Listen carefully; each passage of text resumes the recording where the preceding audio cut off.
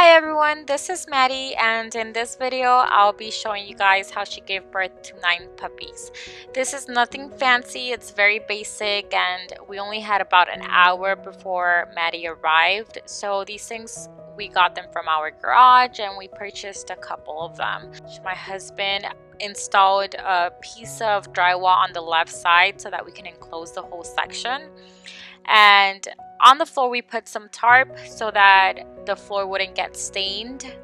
On top of it you see the pool. This pool we bought it at Home Depot. It was only $13-14, and as you can see I put some cardboard box inside so that it could provide some warmth, but surprisingly it also did a very good job at absorbing all the liquid. We got these Goodwill blankets for like $8, and on top we just put pads.